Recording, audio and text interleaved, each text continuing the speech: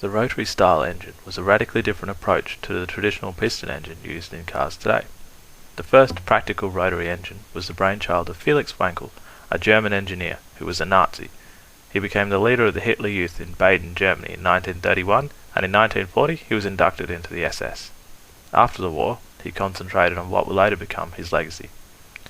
The concept of the rotary differs from a traditional piston engine in that, instead of reciprocating pistons, a triangular rotor traces an epicyclic path through an overload housing. The rotary offered more power from less size and weight, but its drawbacks were significant.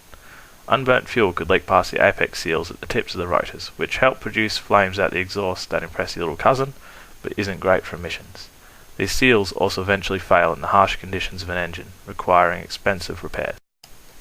Wankel initially worked with NSU, with the first rotary-powered production car being the NSU Spider in 1964.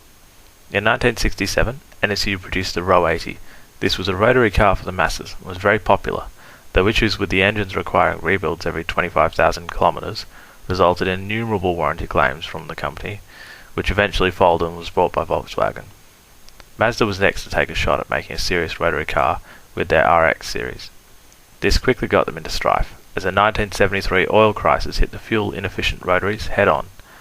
At that point, Mazda was bailed out by the Sumitomo Bank, and again soon after by the Ford Motor Company.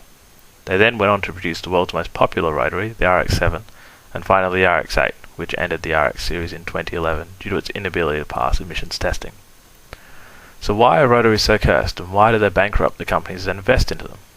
Partly it's because the engines have such specialised requirements, and they need careful and timely maintenance. You cannot just get in, drive and get out.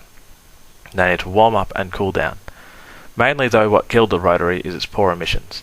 In this age of tighter and tighter emission standards, it is highly unlikely that rotaries will ever be as popular with manufacturers as they once were.